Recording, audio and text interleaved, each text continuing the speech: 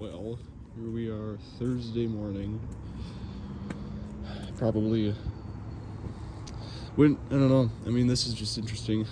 So this is probably the last video I'll be doing on this truck because my boss had enough of it. One too many issues with this thing. Well, F550 6.0 can't take anymore. So anyways, last night coming back from the job, operator had it overheat on him, so I had to go drive over to where he was, probably a couple miles down the road south. He had to pull off the highway, and it wasn't leaking. I put my pressure tester on, it wasn't leaking. It had spewed most of the coolant out of the reservoir at that point, out of the cap, which is understandable. It was boiling, but yeah, it wasn't leaking. So, and the radiator hoses weren't really that hot. The rest of them, you know, heater hoses were really hot to the touch. Radiator hoses weren't too hot. Radiator was not hot at all. So I'm really thinking it's a thermostat, so we're gonna put that in. We tried to limp it back to our lot, but it just kept overheating like immediately. So we just pulled into literally the Target parking lot. It was pretty late at that point. All the parts stores were closed, so left it here overnight. Now I'm here in the morning. So I'm just gonna put a thermostat in. So it's right there, thermostat housing, and I'm pretty sure the thermostat is just built into that. At the very least, it came with the housing, and online it looked like it was part of it. Anyways, supposedly these trucks have a second thermostat, but I tried looking that up more into that, and I couldn't really find much.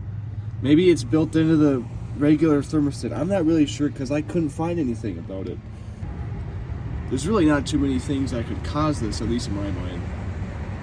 You know, overheating, but not a coolant leak. It wasn't like the truck was not over revving. It wasn't loaded down any more than usual. So yeah, it's in the fact that this wasn't getting hot and the radiator wasn't hot, but the rest of the coolant system definitely was. You know, it kind of says a lot too. So that's what we're gonna do. Well, here's an update.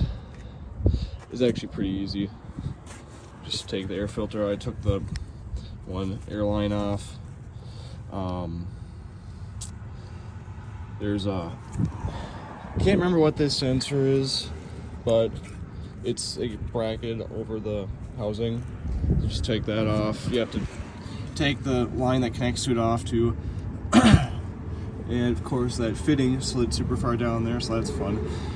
But yeah, it's actually really easy to access. I've done, you know, ones that are a lot more annoying to get to than this. This is pretty easy. I won't even have to climb into the engine bay to clean everything up. So hoping this is the issue. But we got it all good.